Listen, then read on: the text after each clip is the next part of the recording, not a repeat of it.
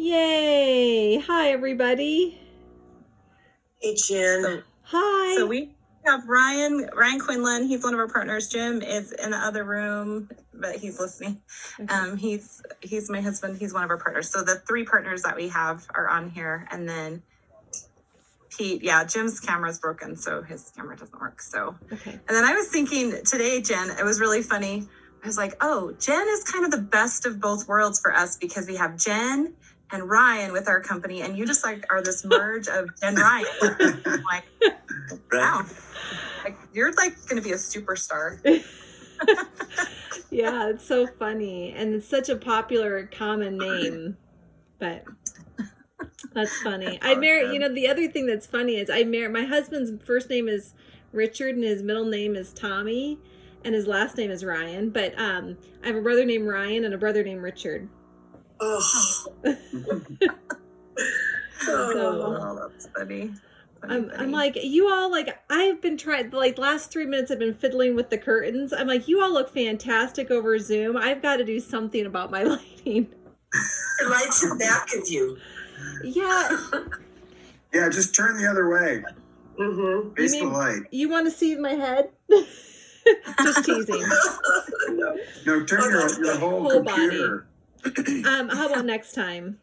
I'm getting a foot massage right now with my little machine. So that's the other thing I'm doing where I'm multitasking.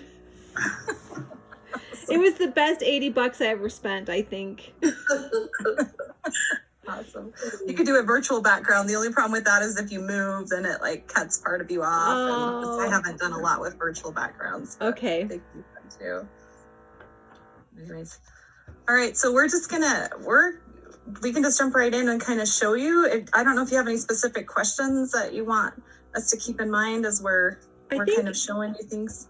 Roseanne is a teacher, Pete is a tech guy, and I am more like the business end of things. And so we each have our own questions. I mean, I know I asked everybody to create a few questions, so. Okay. But I don't know, Pete, do you want to, or Roseanne, do you want to ask any of your questions now? I would like for me to start, and then I can see. Yeah. Okay. Just go ahead and start, and then we'll. Awesome. So Ryan, do you want me to just start and then you jump in if I need to? That sounds good. Okay. Let me share my screen with you really quick. So I'm just going to start actually a little bit from the beginning. So when families enroll with Overture, they come in and they click on this apply now link on our website, and then they actually set up an account. Ryan has made it so that our accounts link to a Google account, and every once in a while I'll run across a family that's like, I don't want to use a Google account, but most of the time it's really nice for us because I don't have to deal with passwords or anything. So if they have a problem with their password or whatever, it's not us having to reset that. It's their problem with Google. So it just links up. So they create an account in our interface, and then once they have that account, they add their students on there and they come through and they're able to do that. So then we have what's called the parent portal. So there's different functions of what we do. So when they set up an account, they have access to the parent portal. And at first they have pretty limited access to what they can do. But this is where it just houses all of their kids. It will house their budget. It houses resources. It houses lots of different things for what they're doing. So the first step that they have with us is that they have to finish all the paperwork for the district to be able to enroll. So our interface manages all of that. So we have a digital form. They go in and they fill that digital form out. They attach all of their birth certificate, immunization, proof of residency is all attached right in our system. And then the district has access to that so they can pull it for a CUME file. In fact, one of our districts last year didn't actually ever create CUME files. They just used what was in our interface for their CUME files. And if they ever needed anything, they would just go in and do that. So we actually verify all of that documentation before we pass it on to the district. And then the district is able to, depending on the district that we're working with, they have the ability to kind of approve that paperwork and say, yes, we'll take this student. And then it comes back and then we do a little bit more with it. So the way that... So Jen, you work with multiple schools and each school has a different approach to student enrollment. how do you navigate that? So some of our schools actually do enrollment through PowerSchool. So families are sent to their district link to enroll. So we actually don't touch some of their paperwork, but then some of our districts, we do all of that paperwork with them. Okay. So what we found out is starting out, a lot of times those schools don't know what to do with that. And so they prefer that we handle it at first. Okay. And then sometimes they might say, oh, now we're ready to do it in PowerSchool. So we have 2 of our smaller districts are kind of at that point where they're like, okay, we're going to do it this way one more year, but next year, hopefully we'll have it in place where we can do it straight through our system. So do you ever find that there are questions that you don't ask that a school district does on their form? Yes, if we were to just do our standard enrollment, of course, it would be pretty simple because honestly, I don't need their birth certificate, immunization. I don't need any of that, right? Yeah. We strictly gather that for the districts. And so we have looked at their form. In Idaho, their forms are pretty standard across the districts. There's standard questions that have to be asked in the state of Idaho. There's like residency questions and whether or not they're homeless and English language. Yeah. And so we've created a form that just works, a digital form. So it's really easy for families to come in. A lot of the information will populate from one family member to the other. So it really is a pretty quick process as long as they have those documents in place. So for them, let me just see if I can find one. And then when you do the PowerSchool form, at that point they're enrolling on the school's website and you don't have as much control. Do you have visibility over who has completed the enrollment and who hasn't? No, and that's why I don't love it, because with our one district, we have to have a shared spreadsheet. So we have to wait for them to update that because districts are typically not going to give you access to PowerSchool to be able to monitor that. So basically you have to have a spreadsheet where you can track, okay, they're in our system, they're not in your system yet. Some districts have families fill out an open enrollment form. And so there's one of our districts, there's a 2-step process to the enrollment. And so we track each of those. And if you can find a really great secretary to work with, it's awesome. If you find a secretary that's a little bit more challenging, getting that done is harder. Is there a certain point at which, or a certain number of students at which a school district says, okay, we no longer want to do it your way, we want to do it PowerSchool way? Not really, because we had 500 students last year with Snake River and they didn't figure out how to do it. This year we'll have about 1,000 and we're still manually doing it for them. Now, I think they're starting to look at it and go, wait, it would be easier for us if people did it in PowerSchool, especially returning families, because they can just go in and update their information. It's already in PowerSchool. It eliminates a step for them where we have to share with them an export for them to then import into their PowerSchool. So we do all of that for them. Like our system has a way to export the students that are enrolled, and we work with multiple districts. So we have, it's broken down. We can filter down to the different districts. So we can export that spreadsheet to them. They have a template that they use and they can import into PowerSchool with the raw data that we gather. Does that make sense? Pete, does that make sense to you? Yeah, so the import, you're basically, they just put it on a template and so they don't have to rekey it in. Yeah, it's just a CSV file. And if it comes across in a certain way, then they're able to just put that in to PowerSchool without having to put in one student at a time. Okay. So the other question about that is you made some comment, I didn't really understand how the process works with, you have a child, a family was there the year before, they're coming back the next year, they've got to re-verify all their information, right? And say that it's still accurate. Did you say that your system handles that, or? So we just do an update with that. So we just have them update a couple of things for us, but we can. And that's all in your parent manually flip portal? over grades and stuff like that, but. Okay. And then with PowerSchool, you're saying that if it needs to be updated, they export the file to you, you have the corrections made, and then you No, if they're doing straight through Power School, like if a family has registered in Power School, if the district set up to do Power School, then families typically go straight into Power School and they have an update process. Okay. Because they make them re-sign their agreements every single year. So just because they have an honesty policy agreement on them 1 year doesn't mean that that's valid forever. So they make them go in and redo some of that stuff, but their Power School will house their documents. So if they've already put in birth certificate, immunization, proof of residency stuff, it's going to house it. They don't have to resubmit a different proof of residency every year. Mhm. They just have to go in and kind of just verify, like, hey, we're birth dates are right, address is still right. You've assigned the agreements for this coming year, and you're good to go. So that's usually how they do it. So we can verify information with districts because they can export to Power School. And a lot of times we'll do that just to make sure we're on the same page with adds and drops, especially this year. We had so much movement in the list that I would be like, hey, can you send me a Power School expert? I just want to make sure that everybody we have in our system enrolled is still who you have in your system enrolled. And every once in a while you find a little error, like for some reason somebody's been switched to a different school or something in the district and you have to track down a few people. But anyways, that keeps us on the same page. If you find a district that's really great to work with, then it's just easy to communicate back and forth on what needs to happen. But So what are some of your biggest pain points or surprises that you've had with enrollment? well, last year was crazy. COVID. We went from about 500 students to 2,000 students last year in Idaho, and so it was big.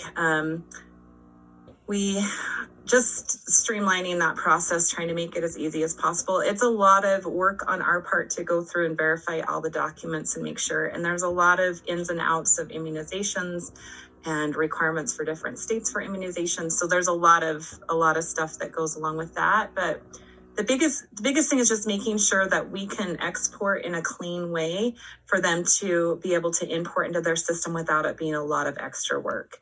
Because sometimes if the person at the district side doesn't know what they're doing, and we ran into that last year because it was new, we were with 2 districts that it was brand new. There were things that they didn't understand that I understood some of the things that they didn't understand because I'd worked with other districts before. But they ran into a few little glitches when they were importing on their side. But I'm not part of that, so I can't control all of that. But I can create a file that's as clean as possible to make it as easy as possible for them to import if they communicate what it is that they need to have happen. So Do you also give them the documents, like the immunizations and stuff like that? Yep. They're stored in our system. So I'll just jump over there really quick, but they're stored in our system just under, we just have lots of districts that we work with. So when they get into, there's a district portal that the district has access to these. And so they just have access to all the students and they can download the documents and stuff right here. So they just can access it from our system at any time.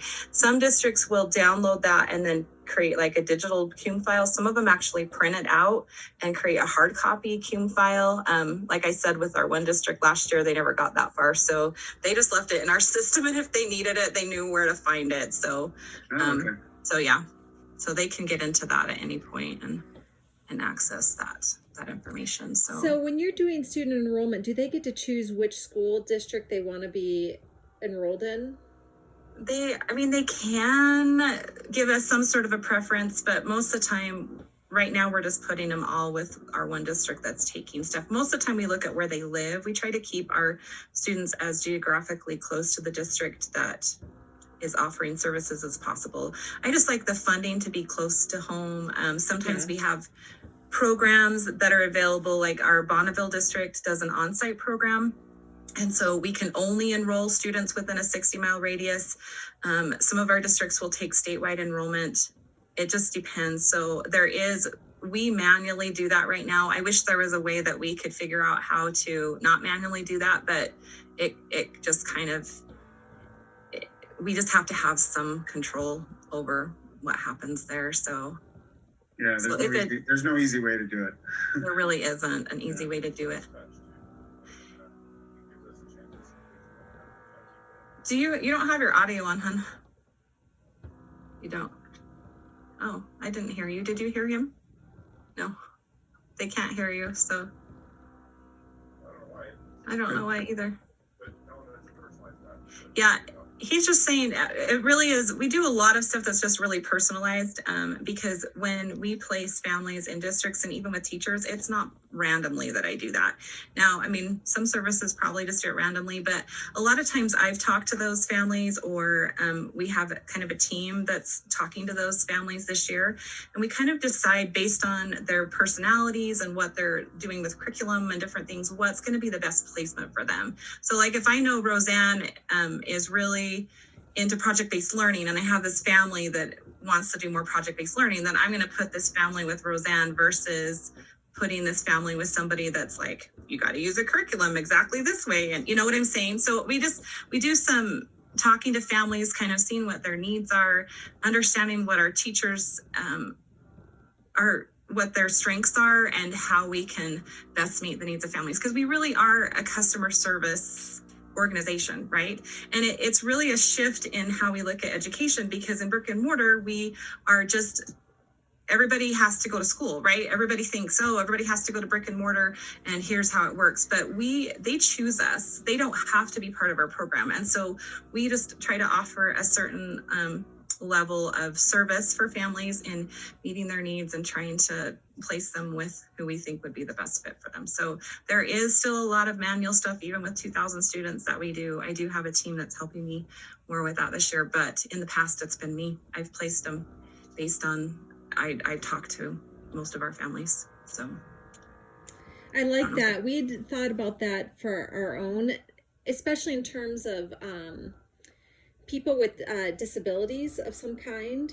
You know, it'd be really nice to start like grouping people. Like if a child has dyslexia, it'd be really nice to group them with a teacher that is really familiar and maybe even has some of those certifications. I mean, just stuff like that.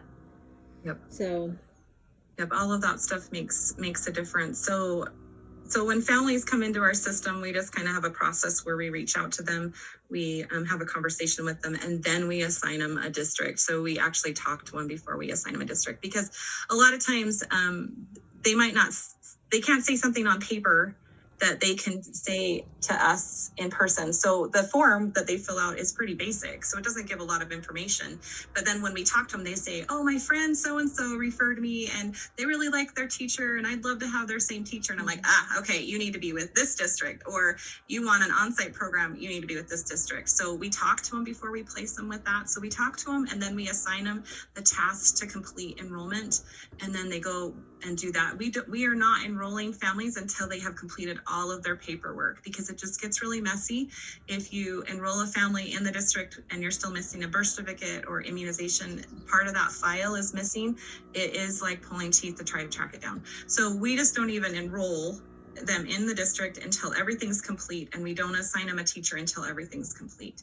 And this year we're actually not assigning teachers until August, just because we'd like to be able to hire more teachers, and we're just waiting for enrollment to kind of shake out. So we kind of have, right now we have a team that's kind of the point of contact, or I call it a case manager, whatever you want to call it. They're kind of managing a caseload during the summer. So if these families have a question, they can reach out to that person. They're the ones that made that initial phone call, and then they're the case manager for the summer until we assign them to a teacher. Just so families don't feel like, well, okay, I'm in, but what do I do now? Like, who do I contact if I have a question? What do we do with that? So that's kind of what we do with that. Okay, let me take you back to. So I see that you can break it down by grades too. So you have the individual family, then you can see it by how many students per grade. Mm-hmm. That's nice. Yeah, so these are our numbers that we had this year. Ryan's got it so that we have our projected numbers for next year. Like, these are the families that we're waiting. It's a lot of data, so it takes a little bit. But so this is what we're looking at for next year so far. And then we can manage all the teachers that we have with that district. We can manage all the students that are in that district. We can manage all the, the admin that are in there. This is just more like information there, but, so do you have anything in there with the teachers, like the ability to have one teacher work for multiple districts? We do, yeah. So we actually have teachers that work for multiple districts. So they're just, because of the way we have it set up in different districts, they're just assigned to 2 districts and it works fine. So when we're looking at,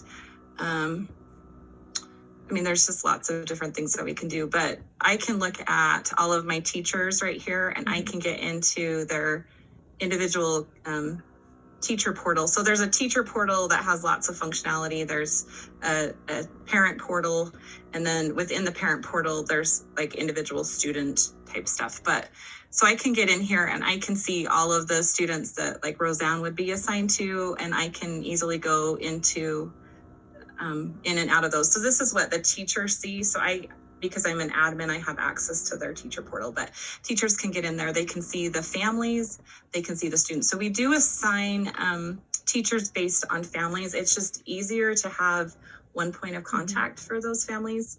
And so they work with K-8 students in our program.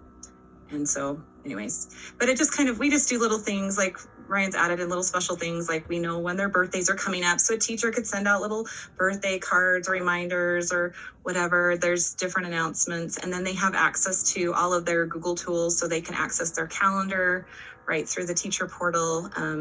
We, a lot of times will share calendars. So I have access to all my teachers' calendars. So I can go in and see like who has what going on certain days. I can see like if they have an office hour or if they're meeting with a certain student or whatever. I just can see kind of what's going on with all their Google tools being linked up to that. They, in their teacher portal, they create like a little bio and stuff. So there are students that are in there. Let me find an actual. Do you have, do you take care of the licensing for the Google apps, or do they just use the personal Google apps? We manage their Google account. Okay. So with our domain, so we set that up. And anyway, so the students are able to, this is just a student portal that is accessed through the parent portal typically, but it has their teacher. We store all their EDU ID numbers and state numbers and stuff in our system just because they need it a lot of times when they're doing state testing. It's just easier to have it referenced in there. But they can access like their little teacher's bio and their teacher's contact information and their teacher's Zoom room and their calendar and all that stuff right in our interface with that. So students in the student portal, students are loaded into different classes based on what it is that they're doing. So, students they take language arts, math, science, social studies, and then electives. 7th and 8th grade electives in the state of Idaho, they're required to rotate through 4 different rotations of categories. And so they're loaded in a little bit different, but they just have what's called skills checklists. So they have different skills that they're working on. So those competencies that we've kind of talked about, Jen, like we can customize what those competencies look like with our interface. We manually put that in, but I'll link back to state standards. So it can tell us like if they've covered it, if they haven't covered it, if, lots of different things like that. But they just go in, families have access to these checklists and that's what they're working towards. So the competencies for the year, that's what they're working towards. And when they're ready to show how they've met that, then they just come into their portal here. They can click on it and then they add a portfolio entry. So a student's portfolio is just kind of a collection of everything that they've done, but it links back to those competencies so we can keep track of whether or not they've covered those and whatnot. We can provide feedback. How easy is it for you to modify, add, delete those competencies? It's pretty easy, especially at the beginning of the year. And Ryan's working on something where we'd have the ability to kind of modify that throughout the year. You can, if you want to talk to that, Ryan, you could talk to that. But yeah, last year it was you could create them in kind of a group. So you'd create a competency that you're going to apply to 100 students or whatever. Next year we'll have that same setup, but we're also looking to have it so that you can actually modify the competencies within the individual student. So if you wanted to customize their plan, you could. Okay, Jen from Overture. Uh-huh. I've got a question for you. How many, let's say the child is working on writing maybe a writing standard. How many submissions? Because it seems like with Tech Trap, they could just check it off one time and it's covered. But really, if you're going to learn writing, you cannot do one writing paper and then feel like you're proficient. Do you understand what I mean? How have you managed that? We do that differently than Tech Trap because we actually do require 4 writing samples a year from our students in different areas. So we have what's called skills checklists. So we've decided what those skills are, those competencies. They can be anything that we want them to be. And then they're submitting based on those competencies. But we're way more hands-on than Tech Trap because we work with families and we know where they're at and we're talking to them on a regular basis and we're giving them ideas and strategies on how to improve those submissions. For us, it's not a checkbox type thing. Like, I feel like we're really working with families to improve the quality of education in their home. And that can't be done by just going in, okay, here's a copy of worksheet, here's a copy of worksheet, here's a copy of worksheet. Now, we don't make it cumbersome for them. We don't make it feel like, oh, well, that's not good enough and we want more and more and more. But we work with them on their level to improve the quality of that education as they work with families. So it's different.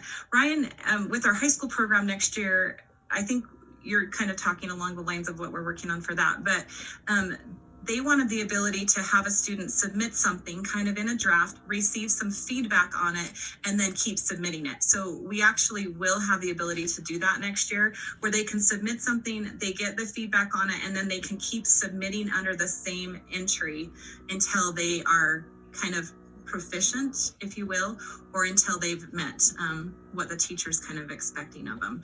Because with our high school program next year, it's all competency based and they're only doing like 4 portfolio entries for 1 credit. So it's not really a lot, but we're expecting higher quality portfolio entries where they're going to get some feedback and they're going to work with that teacher to develop skills. It's not a one and done. Take a picture. Fantastic, you met the requirement. It's more of a feedback process for them. So we won't do that with our K-8. The capability will be in there, but it's just not what we've done in the past. So it's going to take a little bit of transitioning. And next year, we won't be in the spot to do that quite yet, but we'll work on that as we go. But will the functionality be there, but you won't be applying it to those grades? Is that what you're saying? Yeah. Okay. Yeah.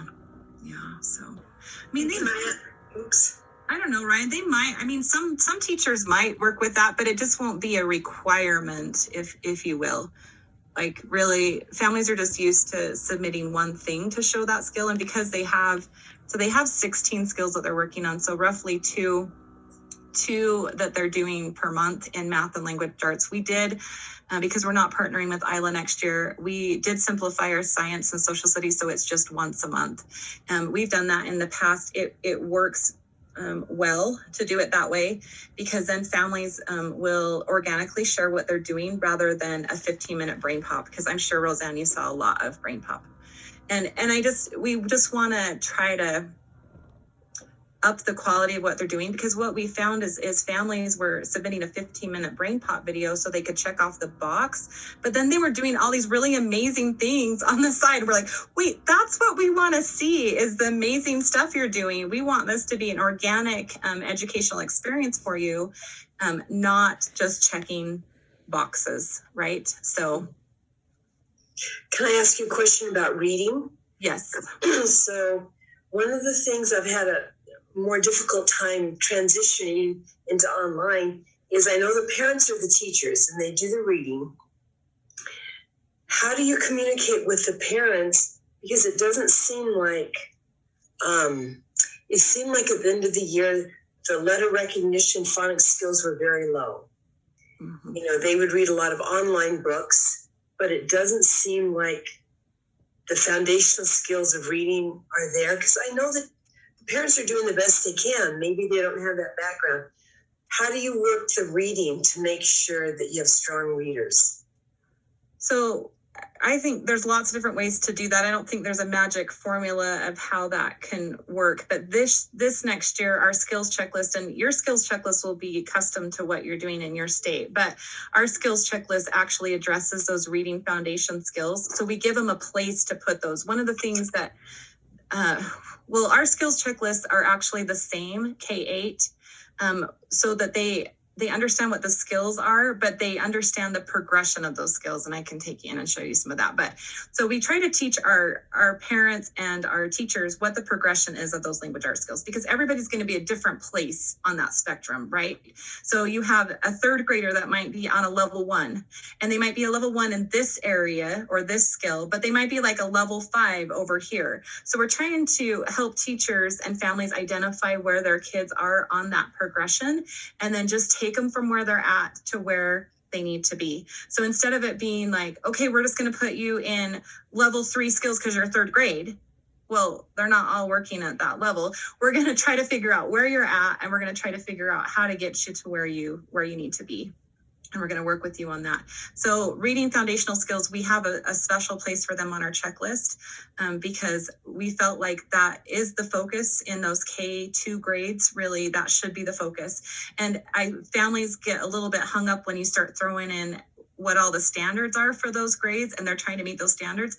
Then they're looking for ways to meet those standards, and they're missing those foundational skills. And those are the most essential skills for them to work on. So we've just built that into our checklist, so that they have a place to work on that. We'll have next year, we're going to do some online classes and different things. We have interventions that can be offered. We have specialists in some of our districts. So we have specialists that work, teachers that are just better at those reading foundational skills. So families can access specialists to work with them on some of those things as well.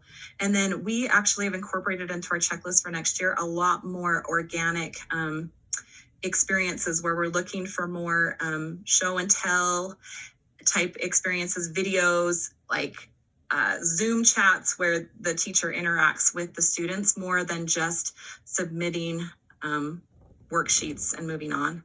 Because as a teacher, you don't understand where they're at off of a worksheet. You don't know. It's hearing them read, it's seeing what it is that they're doing. So we've incorporated more of that with what we're doing in Idaho. What you would choose to do, it would depend on what you want to do. But. And I think a lot of it also is just in collaboration with the district and what the district requirements are going to be and how they're looking at those evaluation methods. Yeah. Okay, so they're loaded in there. They can see that. They can see when teachers approve it, it turns green. When families have submitted it, it's blue. So they can go in and check off the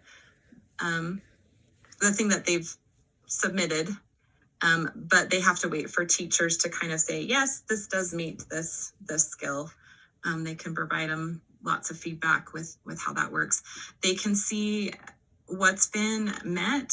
A teacher can. Parents don't see this in the same way, but they can see which skills have been met. So these are the science skills that we work on. So they can see there's 3 portfolio entries that have been attached to making observations. So I could go into those and kind of see what those are. If they had things, I think they just must have checked these off, this particular family. But you can go into those portfolio entries. So here it is that they just given them they talked about what it is that they learned how to do and to meet that skill. So what else am I missing, Ryan? Because we kind of jumped around. Oh, we manage all their budgets and everything from the parent portal. So we set a budget. Jen, we talked a little bit about like how we have the ability to go in and order stuff. So like in the finance area, we offer a lot of subscriptions for families, so they can come in and they can order these subscriptions. So they can say, oh, I want Mathnasium, or I want Flip and Twist, or we want whatever it is that and these are just the ones that are open right now. We actually have a lot more than this, but we can put in as many as we want. But families can go in and kind of order those, and then it will be taken out of their budget, or they can go in and do an order request. So they Both can order requests and receipts are turned off for the summer school year. So we're not going to see that right now because we turned it off because we're closing out our finances. But when they go in to do an order request, it just comes up with a little form where they can put a link to their Amazon wish list and approximate cost and all of that. And then we can just quickly on the back end, we pull those up and we can order those order those items for them. So like the way that you're kind of thinking, you could create like a package. So maybe you create a 7th grade curriculum package, like all in one. So they go in and they order a 7th grade curriculum package, or say they want Matthew C level 8 beta, or they want this. So you could create these curriculum packages, and then they just go in and choose what it is that they want in there if you're going to do all of the ordering for them.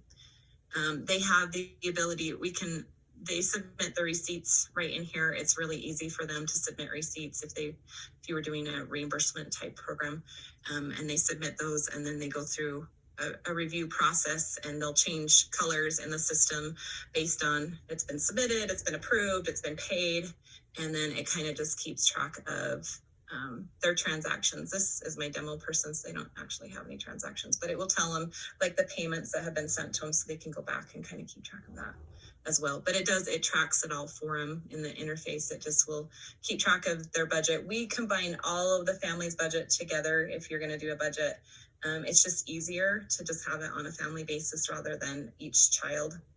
So we keep it all together. It's and then easier. It keeps track of what they've spent. But Idaho doesn't give you a hard time about that? Mm-mm. They don't. California does it. Really? They do huge amounts of money. I mean, we have tracked it individually, and even as a family budget, we still, in the system 2 years ago, it still was tracking like what came out of individual budgets. Like individual budgets came into a family budget, but this past year we just did a family budget. Is it? And behind that, the mentality is in a public school, they don't break it out by you have to spend this much on this student. They're pooled together for classroom budgets and school budgets and everything anyway. So in a public school, they don't track it by student exactly. So Okay. So you'd have to find out from the districts what they were, what their thoughts are on that. But honestly, the districts are pretty hands off when it comes to budgets. They know what we do, but they don't go in and check everything. They haven't ever audited us. They occasionally will come up with like, hey, we've heard that some companies are reimbursing for this. Like, we just want you to be prudent. But for the most part, they stay out of that. And I think it's just because they don't want to be held liable for what's happening. Like, they know it's happening, but they just want to let a third party be in charge of that. I don't know if that makes sense. Yeah, but it's don't ask, don't stay out tell. of it. Like they can claim innocence or plausible deniability or right. Mhm. Interesting. not that we're doing a bad thing. It's just an arm's length. Yeah. What do you say? Yeah, keeping that at an arm's length versus being heavily involved with it. Because if a school district's doing it, but if we're doing it as a private entity, it really isn't, because we're not tracked by the state. We just have the state requirements that we have to make sure are met. And we're doing that through the education and through these experiences and whatever we're paying for. Well, and it makes sense, like when you put it on a classroom basis, like you're not breaking it out everything on a per student basis, and often in a homeschool environment, it's like you've got supplies, everybody's using them. You have computers, everybody's using them. So Just my experience in being part of these programs, that was just one of the insights that I had as a parent when I had 5 kids enrolled and I did have to track individual budgets. It was kind of ridiculous because you were just allocating a book that everybody was using. You just had to figure out which kid you could put it under to make all the numbers work out. And so when I explain it to families, I'll just say, we look at you as a school. So you're a school, you're the administrator of the school, and you're deciding how those funds can be best used in your school. So it comes into individual allocations for students come into just a collective pool that then you decide, how can I best use this funding to meet the needs of the kids in my school or classroom or whatever, because there's so much overlap. Because if you buy pencils, you're going to give 2 pencils to Johnny and 3 to Susie. Like, how are you going to break that up? It gets really messy. So for me, our families really appreciate it because of the insight that I've had as a user of these types of programs. We didn't want families spending forever tracking their budgets because they can spend as much tracking and trying to figure out how do we squeeze these receipts in and do this. as they do teaching their kids, we want their focus to be on working with their family and not on all the administrative side of stuff. So our system's also set up so if somebody submits over their budget, our system will only pay their budget. We don't have to manually add up those receipts.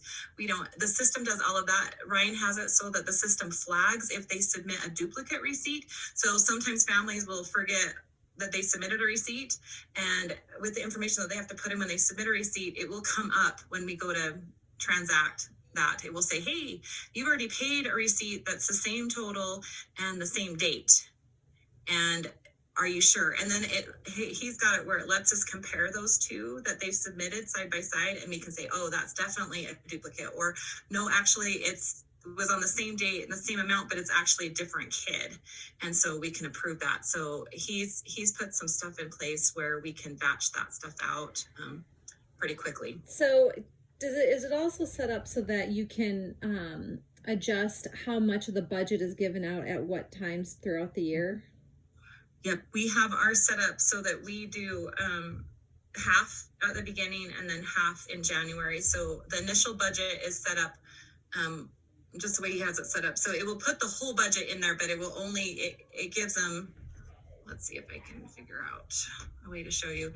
There's an on hold and a like available and on hold, if that makes sense. Mm-hmm.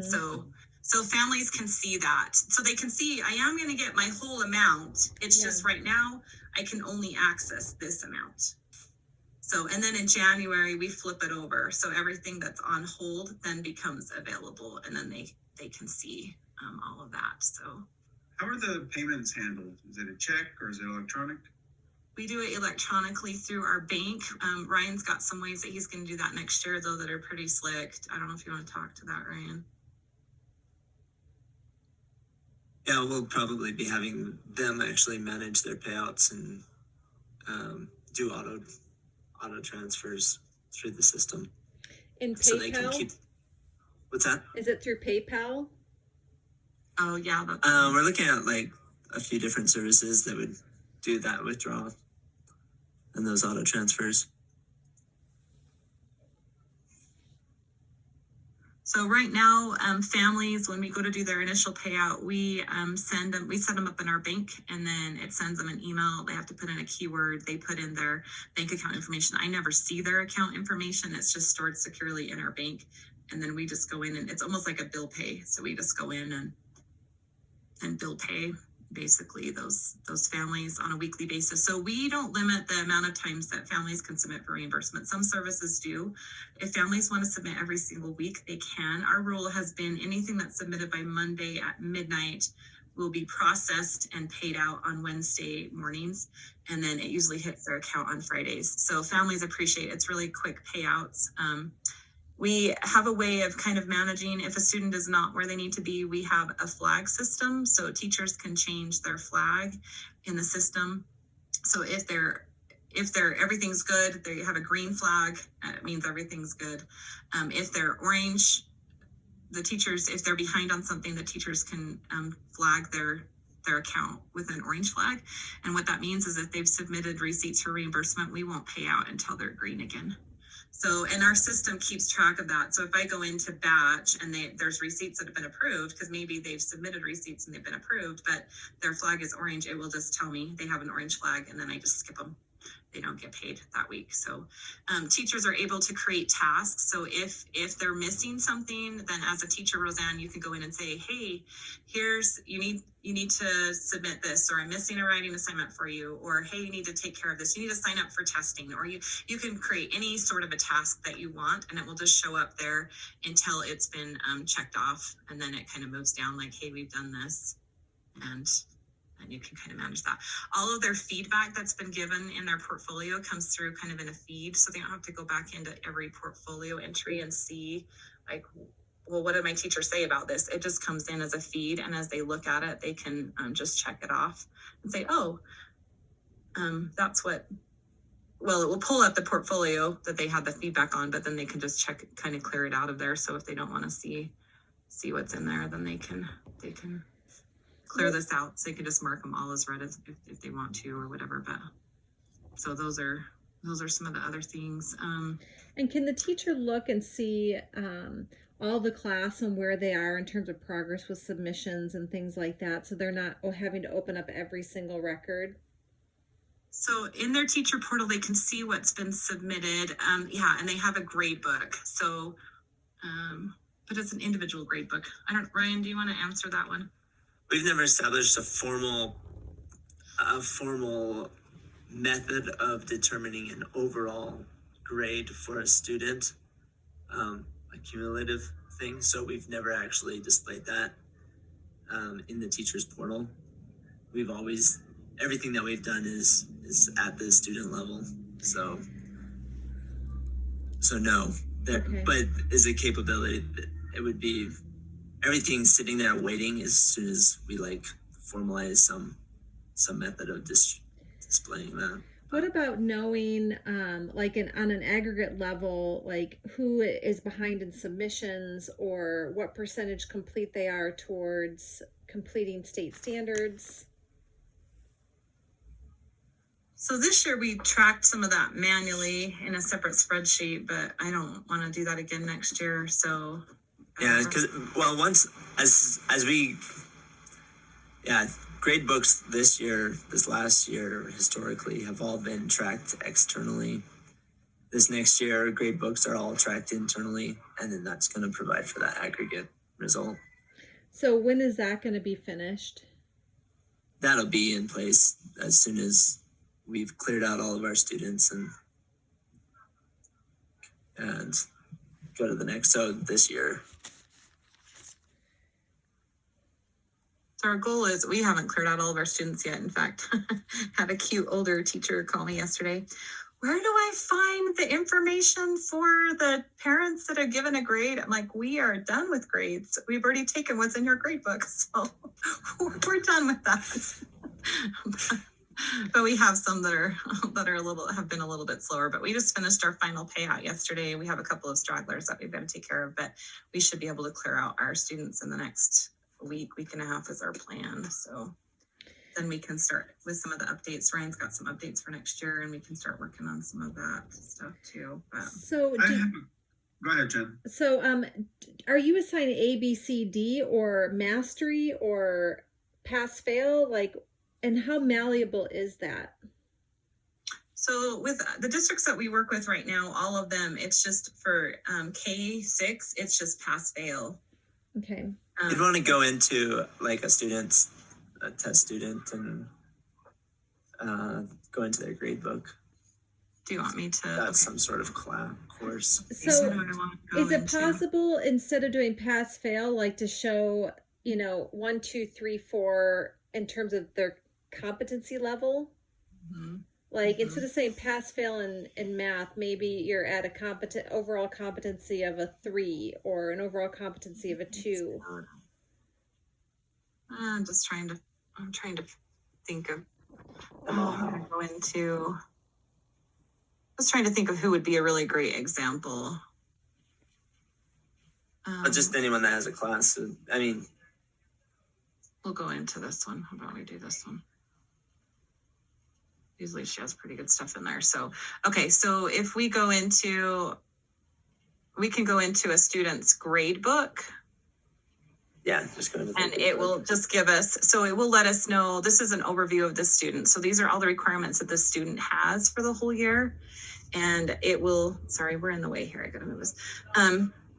So it gives you the subjects, it gives you how many submissions they've done during the year. And then it gives you, you can click into each of these and it would take you into what it is. Click on one of those. So it will take you into what they've submitted as their portfolio. So this would be a matter of policy. Go back out one. And so within the within this skill or requirement, you've got just a numeric value grade that you put in. So everything's going to be based on that. Now you can choose your scale, whether that's going to be 0, 1, pass, fail, or it's going to be 1 through 4, right? Or it's going to be A, B, C, D, 1 through 100. Yeah. But it's just whatever you decide on that And then would it know would- that it's It would show you right here. So I just put in a 4, and so it's going to show me. So you can look at it for one student at a time. You can look at it and say, oh, they've got all 4s or they've got all 3s or, you know, whatever that looks like. You can go through and do that. It doesn't calculate. Is it going to calculate a final grade? Or is it going to calculate that, Brian? Because this year we just had a spreadsheet that had formulas that calculated that. right. Yeah. So, and then I think the hope too is next year that we'll have a way of exporting that from the system too, for some of our teachers, like hard copy stuff, so that they can keep a hard copy. Right. So, Roseanne, oh, Go ahead, you go, Jen. you go. I was going to ask a question about competencies. What is your question moving on, or is it about this stuff, Pete? No, I was going to change the subject completely, so go ahead. Okay, so this is about competencies. Roseanne, have you had a chance to look over the competencies at all? I know you've been busy. I'm kind of putting you on the spot. Briefly, yes. Briefly. Do you think you know enough to look at how you how we would use the LMS to like manage the competencies? Like I said, I know you've been so busy with finishing everything up, and but I didn't know if you knew enough yet to be able to like look at what they're doing from a competency perspective and see what if there's a match between, you know, the school district will be supporting and the Idaho school districts, and the way that Overture does the Idaho school districts. I really liked how they have it set up. I was looking at their social studies, and it says like geography, civics. They have the different standards within geography. I mean, within social studies. I really liked how they did that. So then you can check and see if you have covered all those standards. But I noticed language arts. It was like reading 1 through 4, writing 1 through 4, and language skills. So that was different. It seems like your social studies sets up the way my brain thinks. I liked how you did that. let me show you. I mean, because again, it's going to be custom depending on the district and stuff that you work in. I'll just show you what we have set up for next year because let me just find maybe I'll just take you into I'm just going to open up our slideshow that we do with our families when we do kind of a orientation thing. Mm-hmm.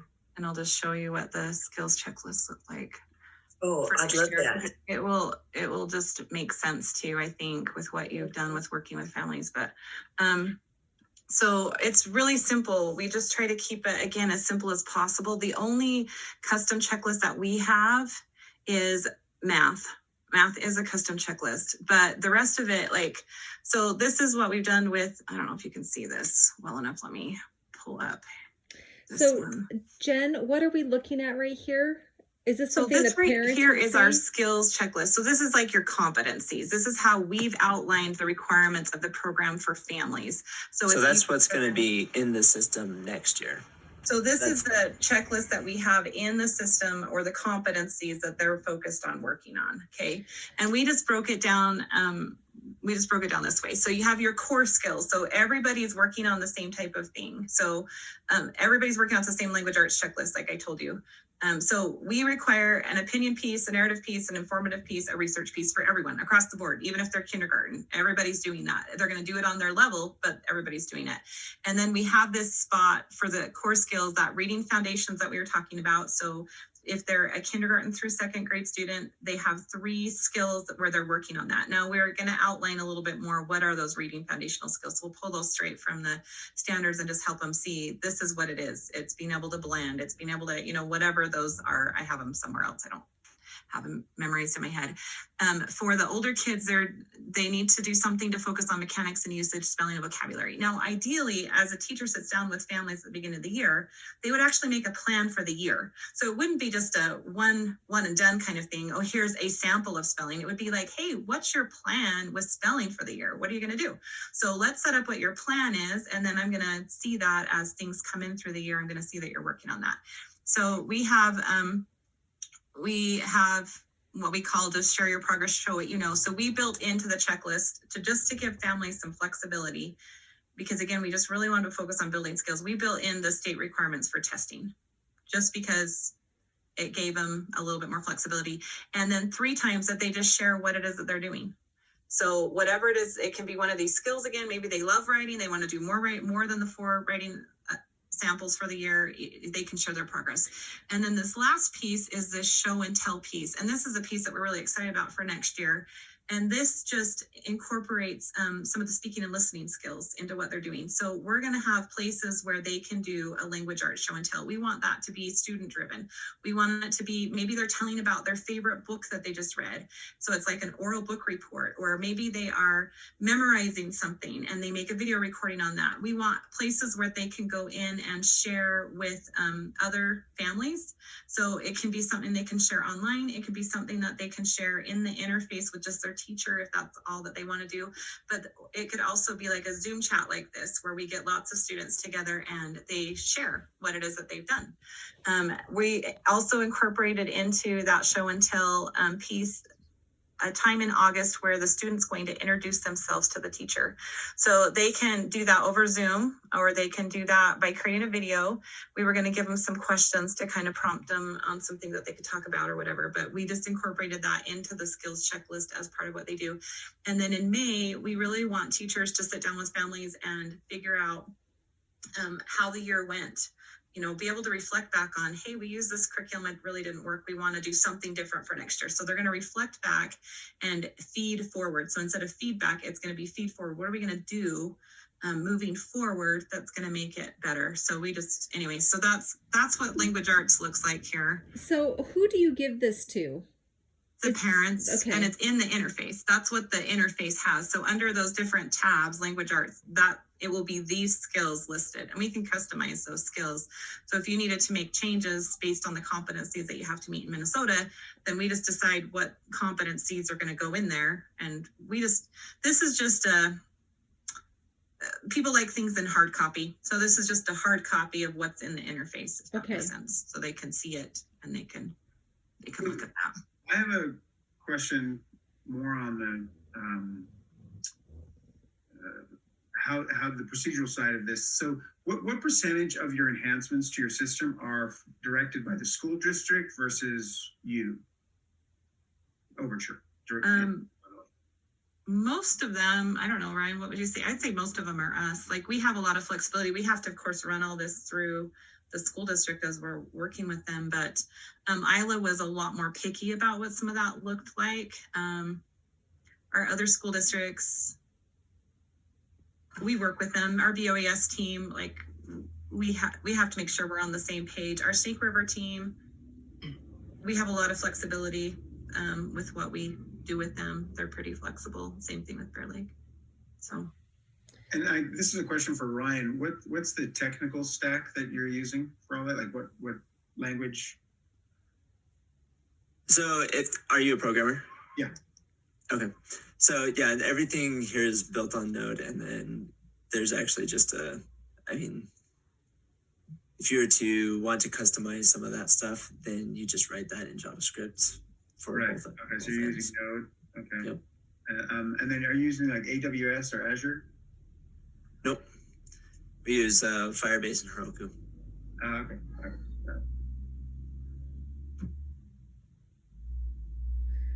So then in science, Roseanne, it's just pretty simple again. Like, they just have lots of flexibility with what they can do. So my philosophy with science is developing the core skills, which then can be applied to any content. So whether or not it's a 4th grade content or a 6th grade content or life science or whatever, it's the skills that we're focusing on. And then with those skills, it carries over to any any subject that they want to do with, any content that they want to do within science. We have laid out like what the state standards look like. If you want to stick with what they're doing in 4th grade, here's what your topics are that you would cover or whatever. And same idea, we're doing science show and tells we're excited about, where they get the opportunity to share what it is that they're doing really organically. So our goal is just to have it be as organic as possible. And then social studies, here's your core skills. Again, we have a progression that shows them what it looks like from, and I'll share that with you in a second, but so they can see what all those skills are and the progression of those skills, and they can use that as a reference, but there's just a lot of flexibility with what they do with that. And then math, I think I might have skipped math. I think that might have been the first one here. It is. Let me go back to math. So we're working on putting together a whole bunch of resources in our interface as well. But this is an example of, this is the level K math. Again, here's the core skills. And then because they're doing about twice a month, and that's just because of the way that it's been, then they just have a certain number of times during the year that they're sharing their progress. They can choose whatever skill they want to show more emphasis on. And then they do math show and tells as well. And then they do that May reflection piece for everybody.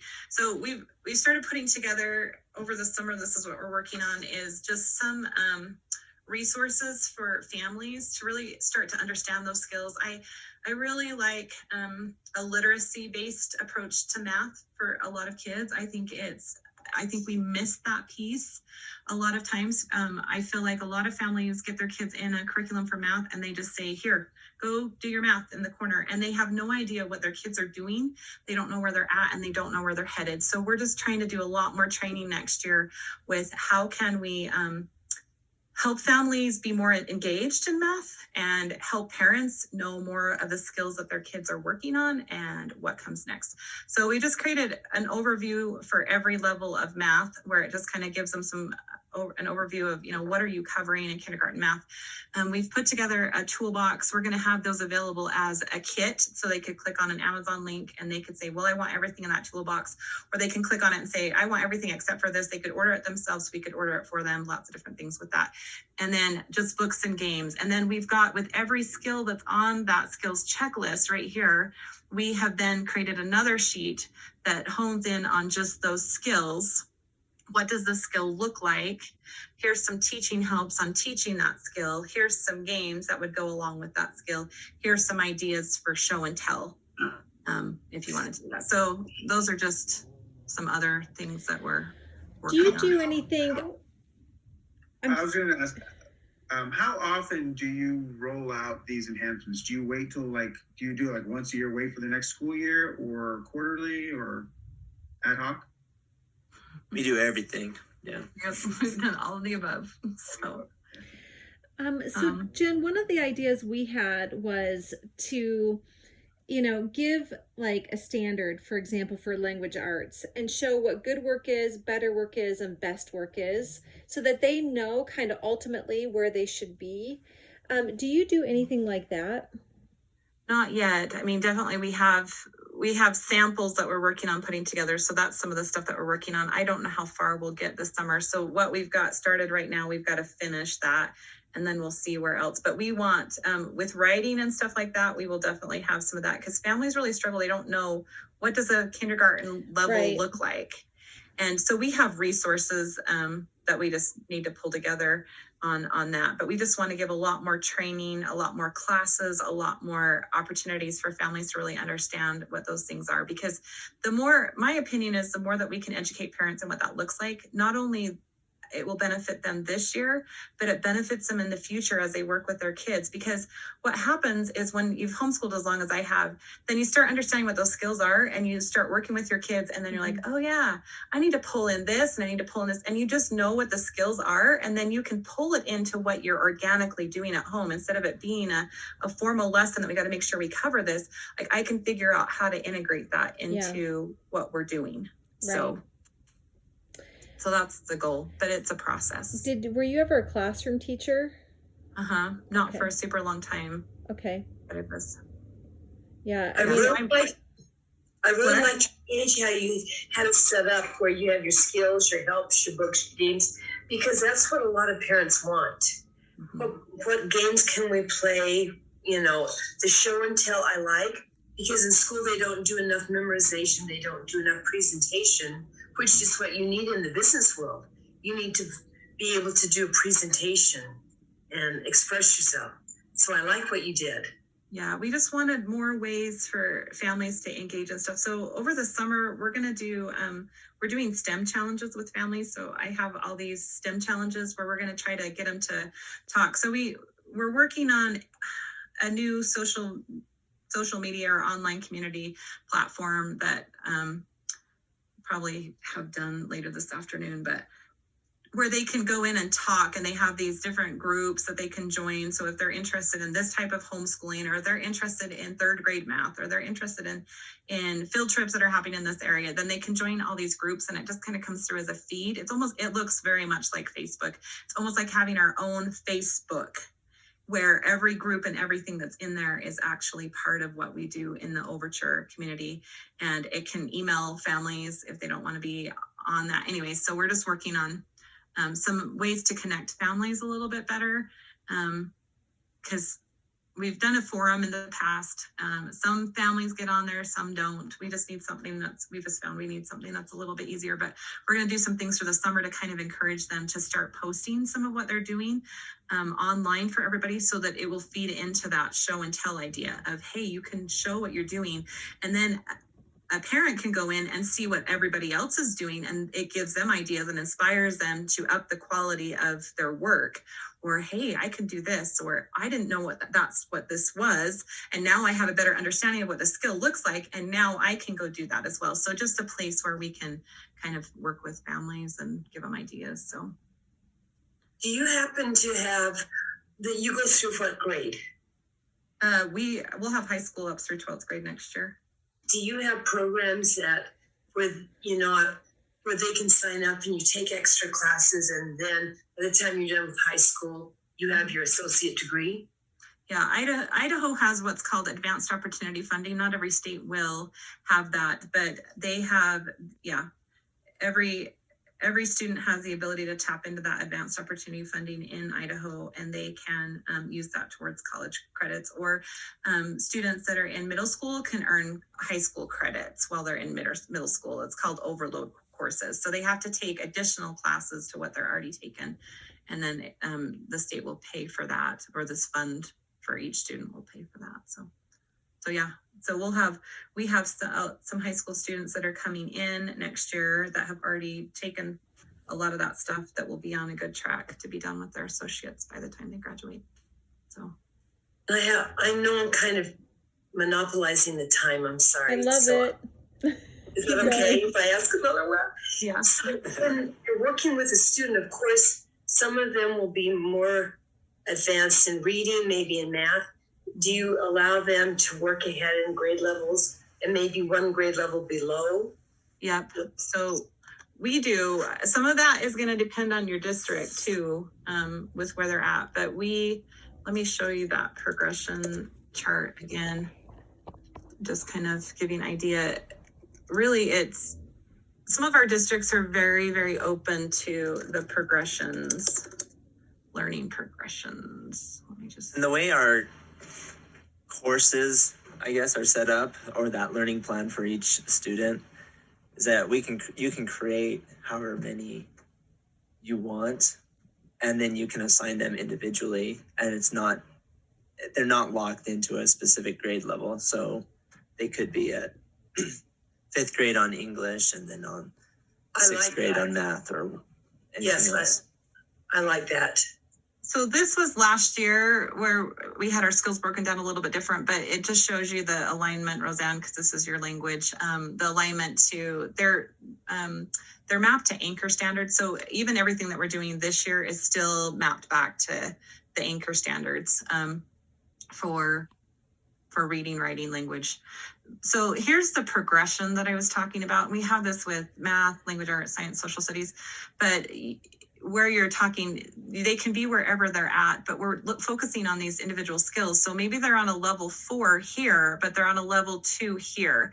But parents and teachers can see what the progression is. Oh, I've got this. Now this one, the things that are in bold is what's added on to every level. So I've got this really good, but I need to learn this thing next. And then I've got this and I need to learn this thing next. So they can just kind of see what that progression is, so they can work on whatever level they're working on. And that's why we do language arts, science, and social studies. There's all the same checklist. Now you can do it differently than that if you want to, but we've just found it works really nice because families that do, I call it family style. Jen had another word for it. I can't remember what it was. Banded, I think.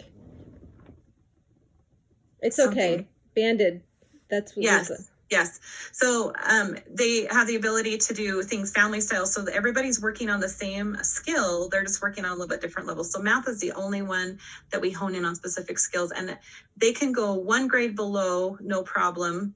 Usually when they hit 2 grades below, that ends up being an RTI type issue. I mean, I call the student success team. It's everywhere else is RTI. So it ends up being an RTI issue where we would want to make sure that we're doing something to help that student be where they need to be, and that there's not some sort of additional learning ability.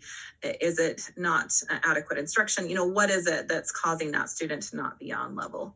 But then working ahead that's not a problem either. So. And then how do you assess this? I mean, do you use like a DIBELS or do you just do the state test, or what kind of assessment? How do they know? So every district's different. So we'd have to see what your district is what they have access to. A lot of our districts will use STAR testing. Oh, and yeah. so they'll do an initial STAR test, and it kind of gives them an idea of where they're at. As far as parents assessing where they're at and choosing curriculum, a lot of times the curriculum will have a placement test. And so they'll take a placement test, and then it will tell them what level they're on. Okay. With that. So there's lots and lots of ins and outs to different things. Mm-hmm. For sure. So. Okay. Thank you. That's good. I liked it. See, I really that's the kind of thing I like. I know. Yeah. So we on the front end, there's kind of just a lot of steps to what you're doing. You have to have what's on the front end that is parent language. You have to have this, hey, I get this, I can do this as a parent. And then on the back end, you've got to have the district language of, hey, here's how the standards, here's how all of that connects. And so that's what our interface, and that's really what we do is we speak district language, we speak parent language, and we just merge those two worlds together. Like, what are they doing here? That's district language. What's the district language for what the parent is doing? So we have a ton of legwork on the back end in understanding exactly what it is that it's very intentional what we're having families do, because we're meeting standards and expectations, but we're doing it in a way that makes sense for parents. So. Great. Thank you for showing me. No, you're welcome. So what level of visibility does the school have? I know that they can see all the students in your program, and they can click on and see like their records and have access to their documentation and things like that. But do they also see their submissions and what kind of grades they're getting? Yeah, they can. They can see their portfolio.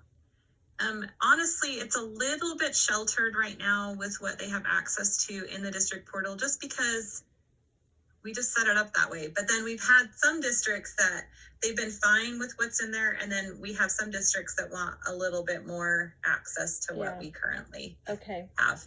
They want more of a teacher view to it. But honestly, a lot of them don't get in there very often. I'll just say that. I'm looking at my questions. Okay, so we handled student enrollment. Did we handle all the LMS questions that we have? I think the only thing that we didn't, and it sounds like you're going to do it, like the aggregating of these are where the kids are at, and maybe even notifying the teacher if kids are failing to submit assignments and things like that. That's not in there yet, right? Oh no, it does let them know. They can. Okay. Oh, go ahead, Brian. Sorry. Oh, you're right. There, some of that, yes, is not in there yet, like the aggregate results.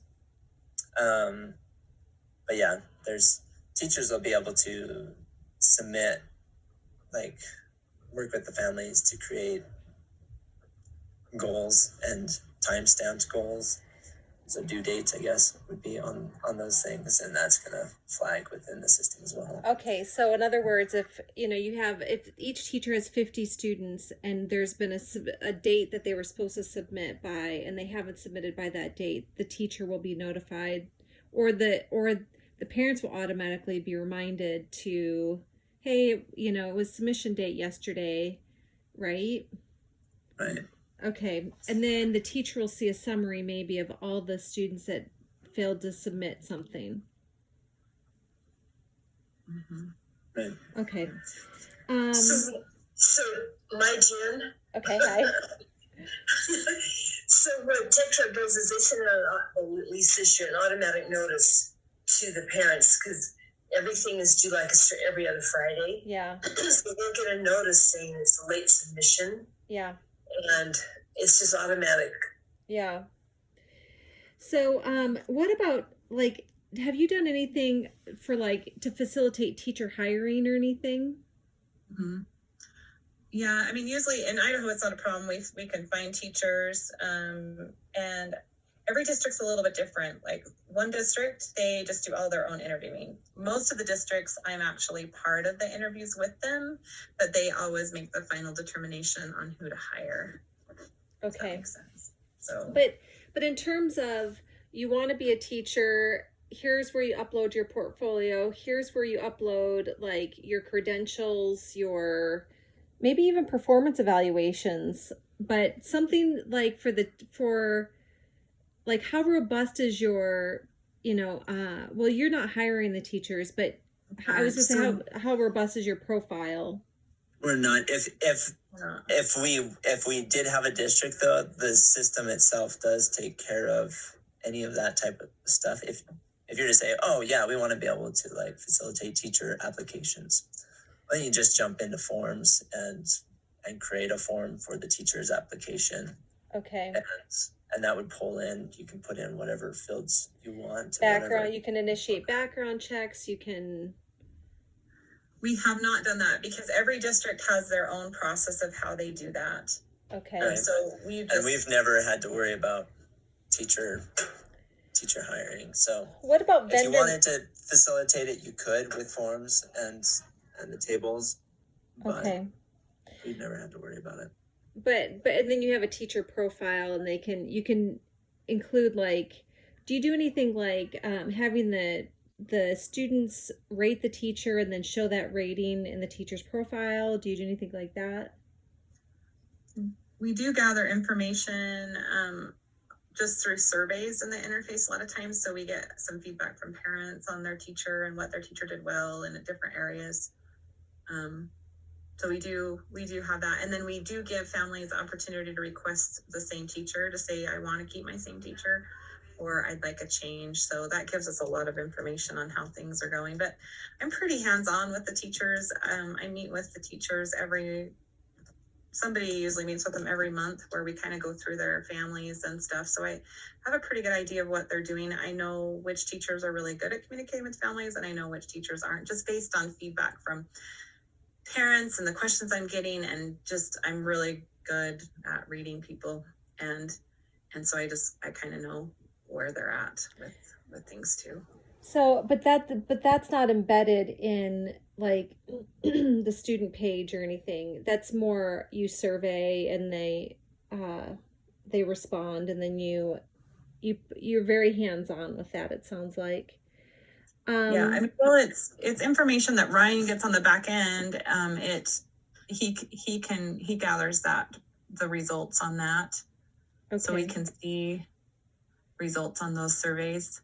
In fact, at Thanksgiving time, we took the results of those surveys, all the positive feedback, and we kind of surprised the teachers where he made it so that it appeared in the interface. So the next time they logged in, it kind of had this, I don't know, like party. Oh, nice. Party stuff in there, and it came up and just said, here's feedback from your families, and they loved that. They Oh, loved that was pretty amazing. That sounds pretty amazing, actually.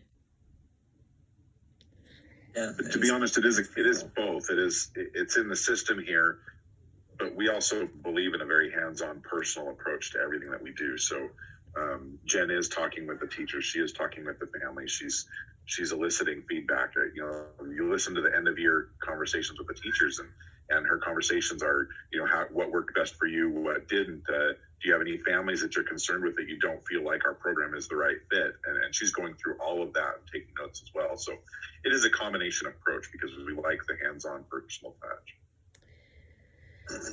All right. Trying to think. I feel like, you know, after we get off, I'm gonna have like lots of different questions pop into my mind. You just wait. So A few things for Pete. So this is built on like the alphabetized platform, and it makes it so historically, yes, we have submitted like something like that where it's like, oh yeah, we want to gather feedback from the students on their like a 5-star ranking. I mean, technically that could be just put into a survey that goes in line in the parent portal, and we gather that back in the form of a survey. But if per se you wanted to do something custom that didn't exist like that, then you can just jump in and for him, for you, Pete, you could actually create custom code in that, or at least that's what we've done. Is we've just gone in and said, okay, I want to just put in some quick prompt or something like that, or customize this interface. And so we make just some of those changes like on a weekly basis of different things that we would just want to apply and integrate. And then on the larger scale, like each of these portals will be updated yearly, or that's what we're going to be updating all of the parent portal, the teacher portal, the district portal, the student portal, all for the next year. And so, and on the programming side, if you've got editor rights, then you just jump into a page. You can actually like duplicate this page through the system and like see snapshots, create snapshots, view a full history of versions, package that up, and then use it as a beta version. And you're actually managing all of your JavaScript code and your cloud code right in line. And what is that based on? What's allowing you to do all that? The alphabetize. Alphabetize. I'm not familiar with. Yeah. It's pretty cool. Just like client side, server side, and there you are. And then you make the change and it just updates. Okay, I see. So what about documentation, both in terms of user training manuals and also system manuals or system diagram? I'm not a tech person, Pete. This is more your expertise, but I'm just curious about documentation, and because it seems like there's a lot here, and I'm sure there's a lot of stuff we have not even covered. Right. We've never really documented some of the custom things that we've built into like the tables. A lot of it is kind of mostly the idea, I think, is just visibility and transparency into that stuff. So when we're going into like accounts or anything else, you can see quickly all of your data, what that looks like. Same if you were to dive deeper, because each one of these, and I assume you've played with NoSQL and SQL. Mm-hmm. Yeah. So all of this, of course, being based on Firebase is NoSQL. Right. And so these object stores have a lot more data than is actually being displayed within the table itself. But if you like jump into these, you can actually see all of there's a visual representation of that entire object or document. Yeah. Okay.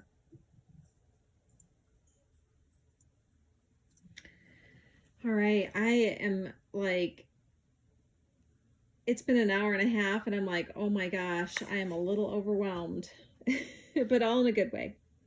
So, Before we go, can I just ask something? Yeah. Overture Jen. Yes. So I know, like, some of your teachers teach some of the classes and stuff. Do you have any videos set up, or are you going to, where a parent can click on it? Because maybe they want to do their own teaching, but there's some areas in each subject that might be tricky for them. Maybe how do you teach landforms or something? Do you have anything that set up yet that they can click on, and there's a little mini lesson that they can watch and they go, oh. So that's some of what we're doing with those sheets that we're putting together for math. So some of what we're doing for math, we've just pulled from like Khan Academy or whatever. I do have some teachers that are working on building some videos, and I do have some teachers. I have a teacher that did a lot with social studies last year. So she had kind of some classes that families could just watch at home. And then she put together like a whole bunch of additional activities that they could participate in and things like that. So we're working on some of that. It just takes a long time to build that. It does. And so is it packaged up the way that we want it to be right now? No. I mean, we're building it. I have some teachers that are working on things over the summer. Again, it always takes longer than you think it's going to. You think it's really a simple idea and you think, oh, we can just do this. But then no, it's hours and hours and hours of work and all of that stuff. So, Well, it's a process. we have a fantastic team of teachers, but A fantastic team of teachers, did you say? Or yeah, we have some incredible teachers, and we have quite a few with Isla that I'm just hoping that we can get on with another district too. So, Well, thank you. I love all that you've done. A lot of work. thank you. So I think Ryan and I started building this. How long has it been now, Ryan? Was it 6 years ago? 5-6 years ago? It's been a little bit. It's been a while. I don't even remember. Remember either. I think we started building about 6 years, and it just gets better. We just keep adding lots and lots of things, and yeah. So Yeah, it looks really mature. so I mean, it's very custom to what we do, right? I mean, it does what we want it to do. yeah. And one of the things that I like about you versus, let's say, Overture or Venture Upward is I can tell that you're about the quality. That's like where you start. Like, what is the best for the kids? And I think, when you have that perspective, that trickles throughout your entire organization, and it shows. So Thanks. Yep, that's our goal. So I'm glad that you can see that, because we really do work with teachers and parents in a different way. yeah. And yeah. So All right. Well, thank you for your all time. right. Okay. Reach out if you have any questions and we'll be in touch. So next steps would be you're sending us the options, and then on Friday, and then we're connecting again on Monday. Yeah. Right? Did we set a time on Monday though?